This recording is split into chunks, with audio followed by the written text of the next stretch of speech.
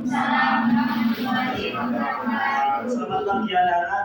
Pagi Bapak. Bagaimana kabarnya hari ini? Alhamdulillah baik. Alhamdulillah baik. Oke, sebelum kita memulai pembelajaran pada pagi hari ini, alangkah baiknya kita berdoa menurut kepercayaan masing-masing. Ketua kelas dimohon untuk memimpin, Mas Yul. Ya, baik, sebelum mulai pembicaraan, kita mulai dulu di doa dimulai.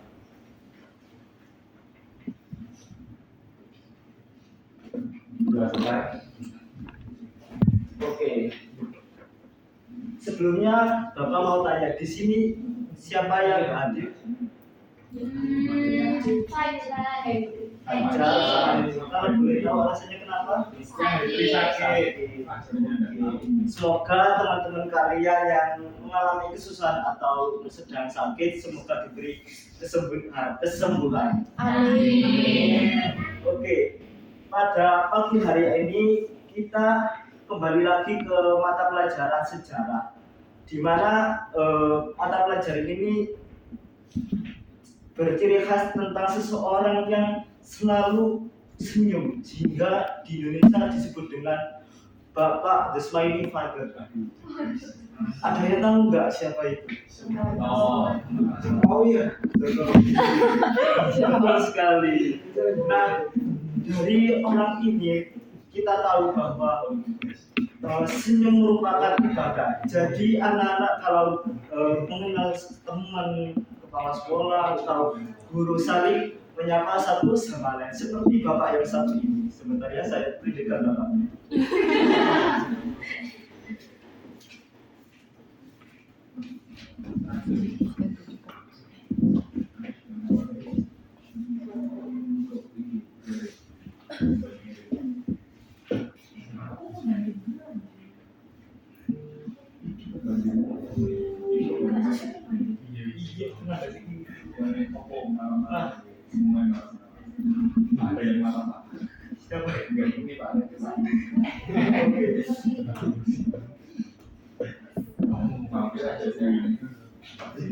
Bicara menutup itu.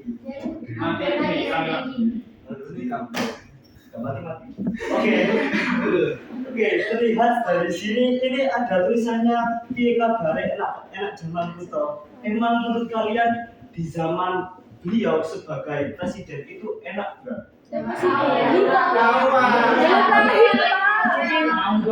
Juga dari orang tua. Ya, beberapa enak kayak misalnya kalau tanya pertama juga tanya kayak pupuk murah, terus semua murah. Yang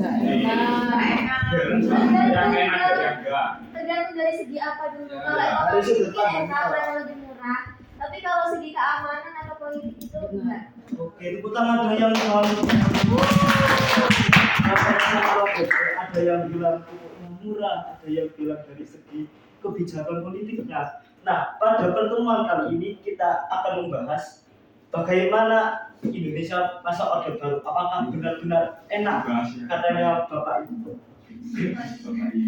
Indonesia masa Orde Baru. Oke, kita flashback dulu ke sebelum masa Orde Baru. Latar belakang Orde Baru itu dimulai pada peristiwa apa kalau boleh tahu yang menyebabkan latar belakang Orde Baru? Super Semar, betul. Di mana penyebabnya apa? Ketidakpuasan Betul. Di mana pada masa Orde Lama, terutama pada masa akhir Orde Lama, terjadi namanya peristiwa G30 SKKI. Gerakan 30 September Partai Komunis Indonesia, di mana intinya yaitu pembantaian para 7 jenderal oleh tentara Cakrawala. Nah, alasannya kenapa? Karena pada saat itu Orde Lama itu menganut sistem pemerintahan demokrasi terpimpin, di mana demokrasi itu terpusat pada satu presiden dan ideologinya agak melenceng dari undang-undang kita, yaitu Nasalkom, nasionalis, agamis, betul, 100 buat Mas. Oke, lanjut kita ke tujuan pembelajaran pada hari ini. Yang pertama yaitu menjelaskan latar belakang lahirnya Orde Baru, selanjutnya menjelaskan tentang pengertian Orde Baru, menganalisis tonggak bersejarah dimulainya Orde Baru, mengidentifikasi ciri-ciri pokok kebijakan pemerintahnya, Lanjut, dampak dari kehidupan politik dan ekonomi pada masa lalu. Nah, gambar ini menunjukkan bahwa ada aksi 3 tuntunan rakyat. Jadi setelah terjadinya G30 SPKI, situasi politik tidak kondusif mulai dari ekonomi hingga politik. Salah satu tuntutan rakyat yaitu yang pertama bubarkan PKI, yang kedua pembersihan kabinet dari bau-bau G30S, selanjutnya itu penurunan harga dan perbaikan ekonomi. Nah, lanjut surat perintah 11 Maret atau Super Senat. Surat yang kemudian dikenal Super Senat ini menjadi dasar Pak Soeharto untuk melakukan tindakan pembubaran dan pelarangan PKI beserta organisasi yang berafiliasi atau berideologi komunis di seluruh Indonesia. Jadi tujuan sebenarnya Super Senat itu, Insinyur Soekarno itu menyuruh Pak Harto untuk membersihkan atau membalikan kondisi politik yang kondusif, diantaranya itu pembukaan PKI dan menstabilkan untuk menenangkan para demonstrasi yang ada di luar. Lanjut. Nah, ini berbuntut dari Super Senat tadi, memasuki catur bulan pertama tahun 1996, situasi politik tidak kondusif, terutama kedua pemimpin ini. Presiden Soekarno yang enggan untuk memenuhi tuntutan rakyat, sementara Presiden Soeharto itu yang diamanai sebagai pelaksana pemerintah. Itu mendapat keyakinan dari banyak pihak karena berhasil membersihkan bau-bau PKI dalam pemerintahan maupun masyarakat. Oke, dari kepercayaan itulah maka tanggal 27 Maret 1968 Insinyur Soeharto itu diangkat sebagai presiden oleh Ketua MPRS pada itu Jenderal A.H. Nasution. Nah, selanjutnya kita mulai dari apa itu Orde Baru setelah dari. Di sini ada yang mau menjawab apa itu Orde Baru menurut kalian? Pak, maaf kalau salah Pak ya. Gak apa-apa, boleh. Pak, zaman baru Pak. Era baru, era kepemimpinan baru. Era pemerintahan baru dari presiden yang baru. jawaban yang benar, tapi saya akan menambahi dari jawaban Mas Masya.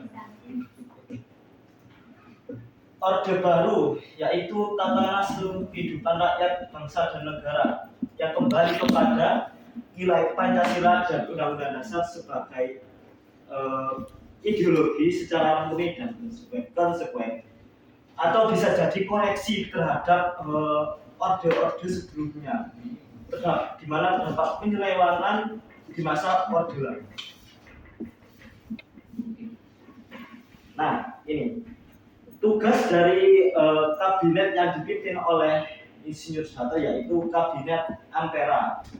Ampera yaitu singkatan dari Amanat Pemerintahan dari Rakyat. Tugas pokoknya itu di dalam ayat yang pertama menciptakan stabilitas politik, yang kedua menciptakan stabilitas ekonomi. Nah, program kerjanya yaitu catur karya. Catur karya diambil dari kata dari agama Hindu. Kalau nggak salah catur yaitu bermakna 4 dan karya itu usaha. Jadi 4 usaha yang dilakukan oleh Kabinet Ampera sebagai berikut. Yang pertama itu memperbaiki sandang pangan, yang dimana harga sandang pangan sebelumnya itu anjlok, dimana merugikan para petani dan rakyat, itu diperbaiki pada zaman Pak Soeharto. Lanjut yaitu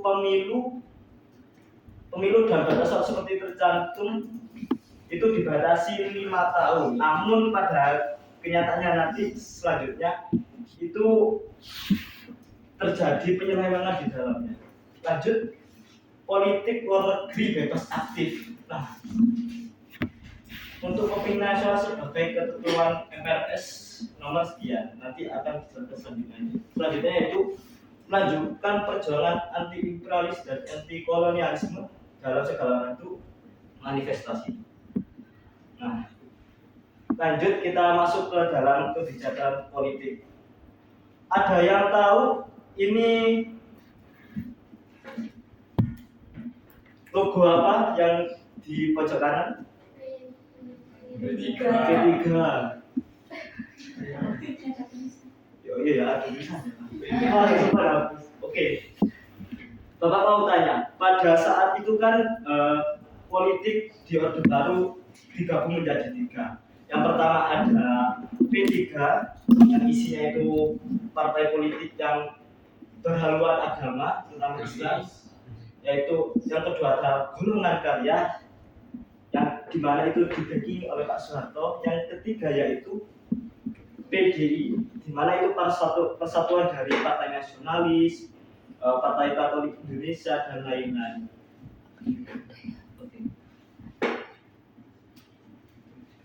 Kita bagi menjadi 2.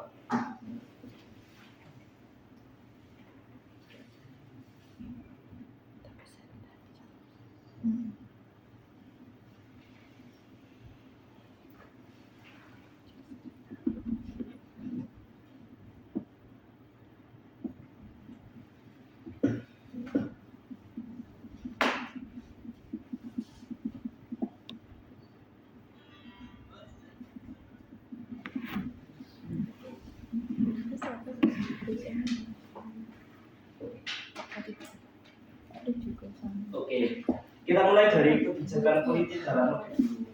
Yang pertama yaitu politik warna. Seperti yang saya jelaskan tadi, pada 1973 terjadi penggabungan partai-partai politik di bawah nama Bangsa Orde Baru. Nah, 3 kekuatan tersebut itu menjadi satu. Di antaranya P3, isinya itu ada NU, PAMUSI, PSI, dan PERTI. Selanjutnya ada PDI yang merupakan gabungan dari PMI, Partai Katolik, dan Partai Muda, dan seterusnya. Dan juga ada satu lagi yaitu Partai Golongan Karya. Nah, ini oke. Lanjut pemilu umum. Nah, ini tipe ya, anak-anak. Salah coba. Jadi pemilu pada saat itu sekitar 9 pemilu pertama di masa Orde Baru, yaitu di mana terjadi pemilihan umum, yang mana pada hasilnya itu selalu Partai Golongan Karya yang menang. Karena kenapa? Karena di dalam Partai Golongan Karya itu terdapat orang-orang yang berlatar belakang militer. Nah, orang berlatar militer itu di backing atau di bawah nama oleh Pak Soeharto. Jadi otomatis pada zaman Orde Baru Partai Golongan Karya itu menang dalam pemilu. Alasannya yaitu di bawah karena dui fungsi ABRI.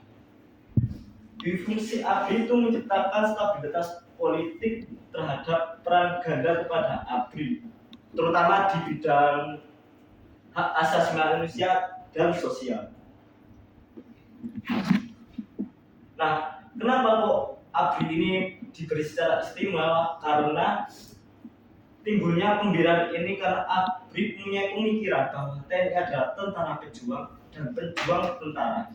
Kedudukan dan TNI Polri itu sama di MPR dan DPR, sehingga mereka mendapatkan jatah kursi di pemerintahan tanpa melalui pemilu. Oke, lanjut di luar negeri.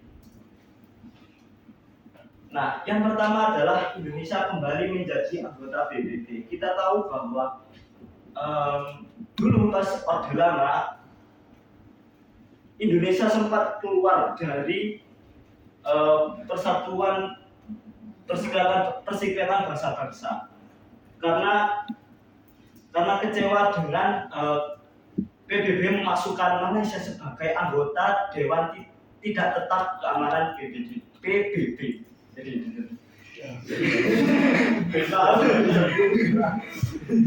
nah, akhirnya keluar dan kembali lagi di masa Orde Baru sebagai anggota ke-61.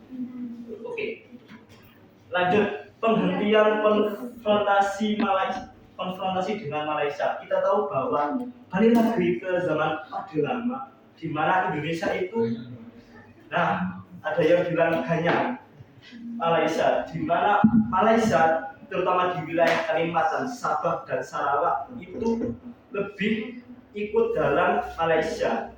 Nah, anggapan Soekarno, Malaysia itu pada saat itu menjadi bonekanya penjajahan Inggris.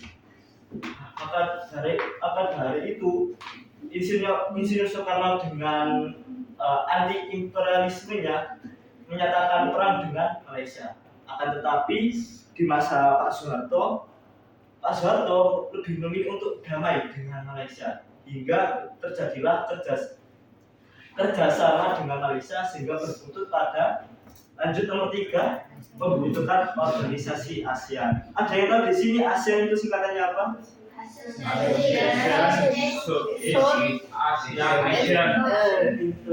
Oke. Atau dalam bahasa Indonesia yaitu Persatuan Negara-Negara Asia. Nah, ada yang bisa menyebutkan nggak negara apa aja yang tergabung dalam ASEAN? Indonesia, Singapura,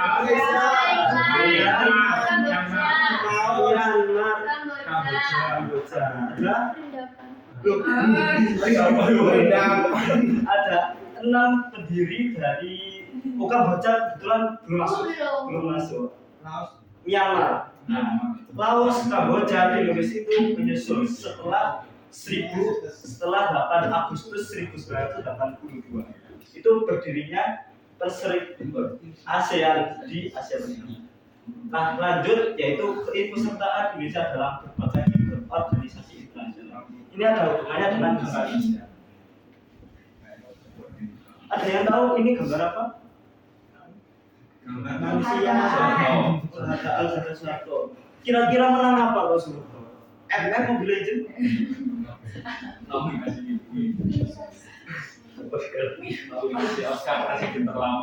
Masih terlama. Sangat bahaya sekali ya jawabannya. Oke, Bapak jelaskan. Jadi ini merupakan penghargaan kepada Bapak Soekarno karena berhasil menjadikan Indonesia sebagai negara dengan pengekspor swasembada pangan yang banyak, terutama berkontribusi banyak pada dunia.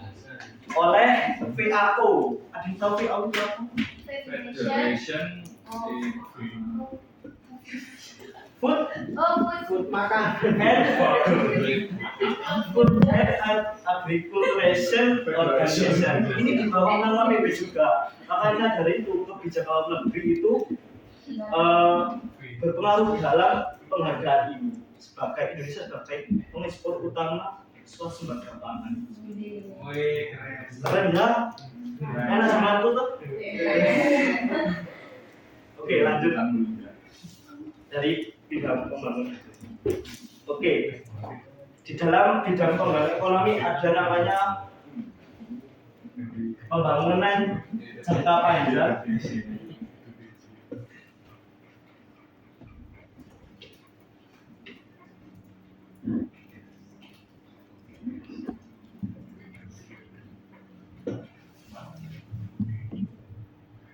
Ada juga pembangunan jangka pendek.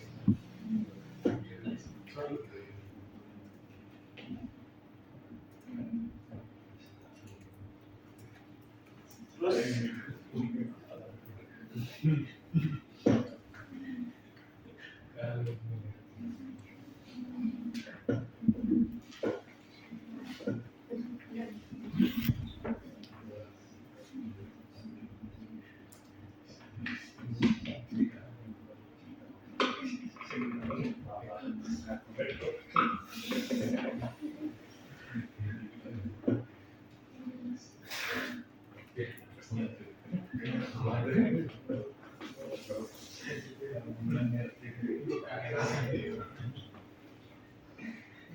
ini yang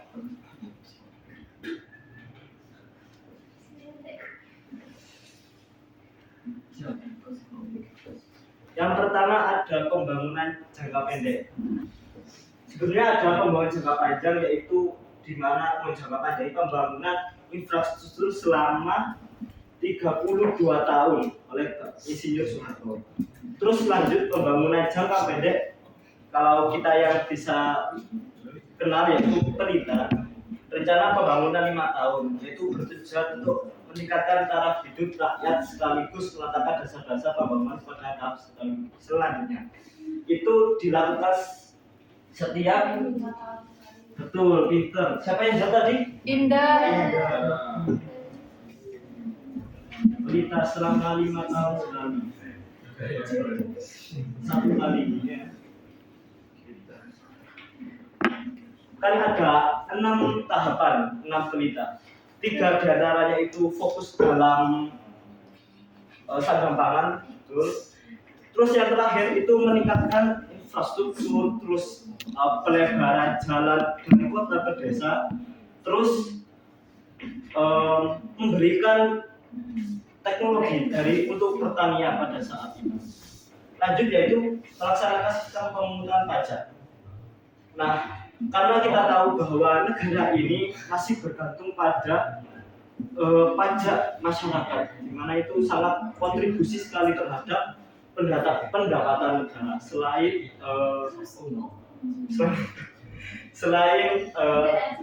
ekspor impor seperti itu. Lanjut menghemat pengeluaran pemerintah. Nah, pengeluaran konsumtif terus belanja yang tidak guna itu dihapus serta menghapuskan subsidi bagi perusahaan. Nah, lanjut revolusi hijau. Mungkin di sini ada yang tahu revolusi hijau itu apa?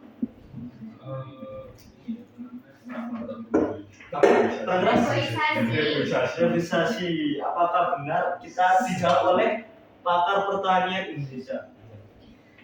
Yaitu bukan Jokowi ya.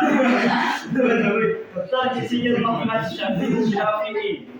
Oke, beliau menjelaskan bahwa revolusi hijau merupakan suatu gerakan yang bertujuan untuk meningkatkan produksi pangan secara drastis melalui penerapan teknologi modern dalam budidaya tanaman. Nah, tanaman yang dimaksud yaitu tanaman mengandung karbohidrat.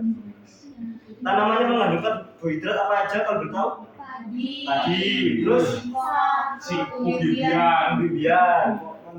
Betul. Nah, jadi pada saat itu, pada zaman Pak Harto itu menerapkan kebijakan revolusi hijau, di mana beras sebagai komoditi utama itu diberikan teknologi modern pada saat itu dan dapat subsidi dari pemerintah, sehingga pada saat itu jenis varietas padi itu bermacam-macam dan mempunyai keunggulan sendiri hingga diekspor ke mancanegara, hingga dibuat badan penelitian di Lembang kalau nggak salah itu sebuah bangunan pusat dari jenis varietas padi yang ada di Lembang. Dan dampak dari revolusi hijau itu, Pak Harto itu membangun sekolah tinggi pertanian. Ada yang tahu sekolah tinggi itu apa?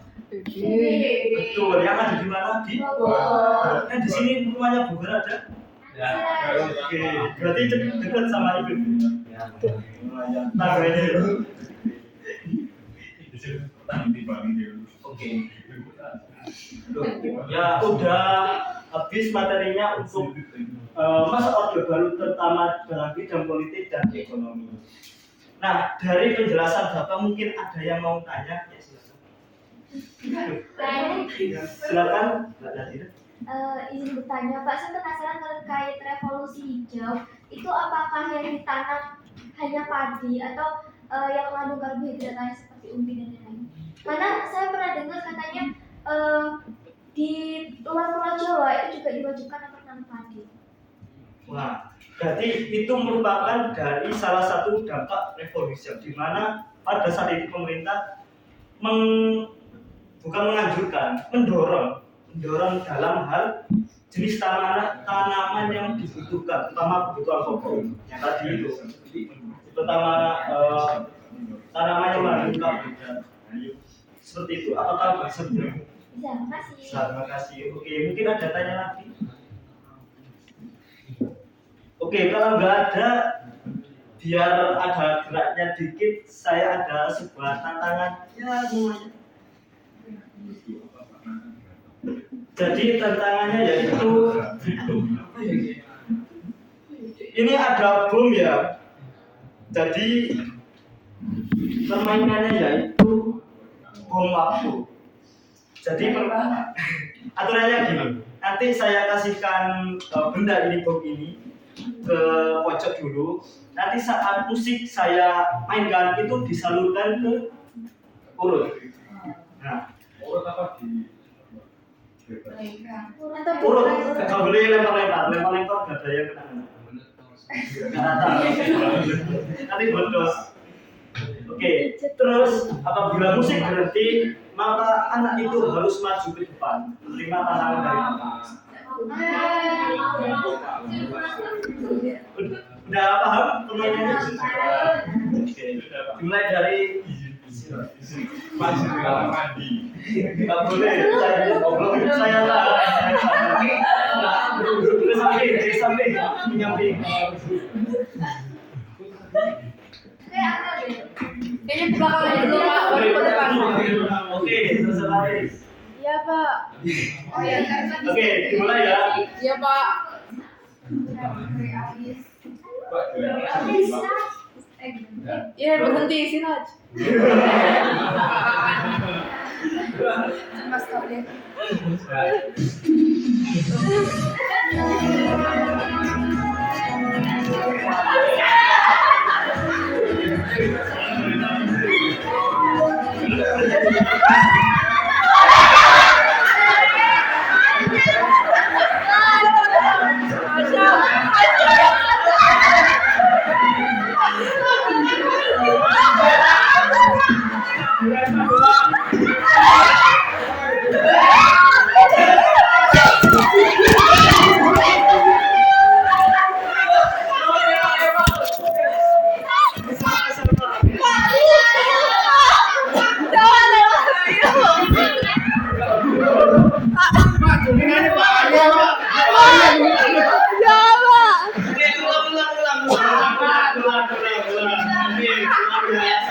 Jangan tusuk. Coba aja lebar.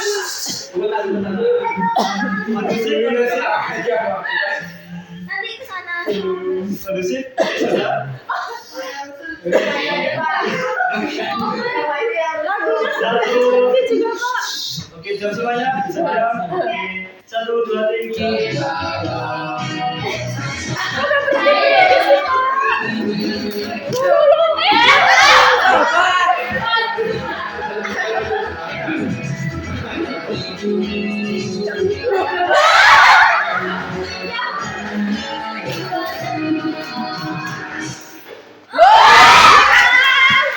Oke, maju ke depan. Oke.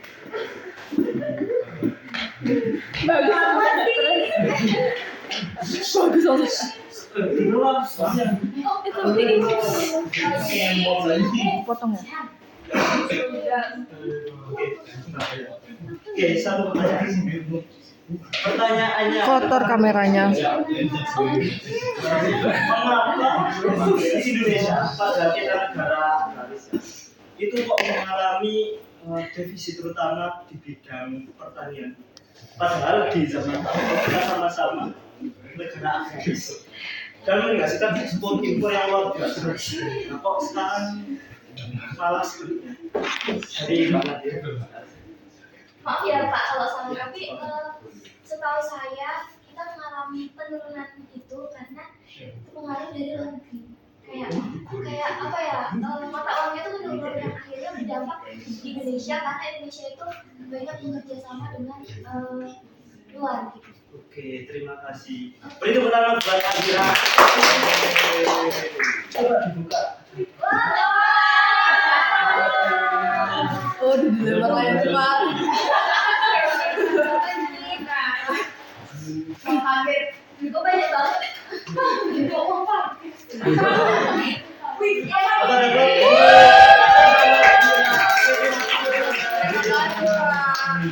Oke, singkat saja. Benar kata Nadira di mana itu bisa mempengaruhi terhadap produksi terutama sumber pangan pada Indonesia. Bedanya kalau sekarang itu di mana lahan untuk itu udah banyak banget dijadikan pemukiman, terus dijadikan industrialisasi.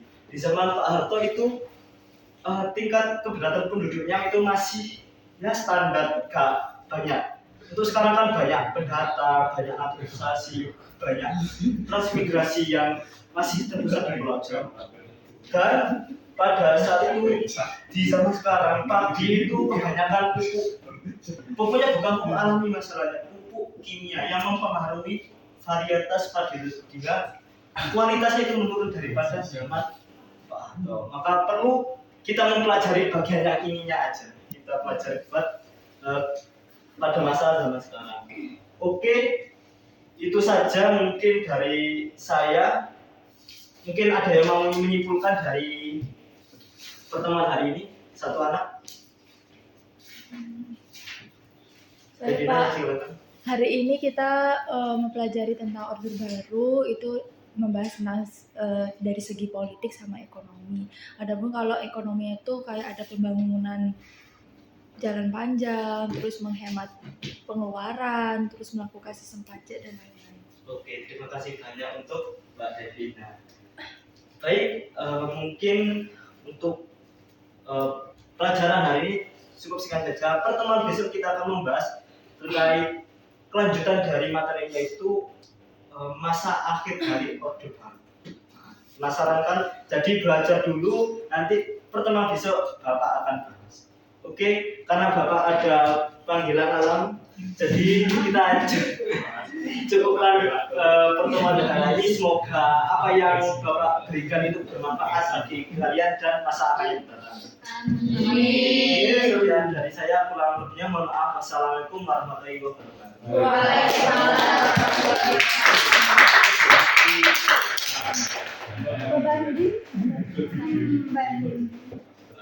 Tadi mungkin kurang berinteraksi, biar nggak di situ terus tempatnya pas. Terus tadi juga mungkin terlalu fokus ke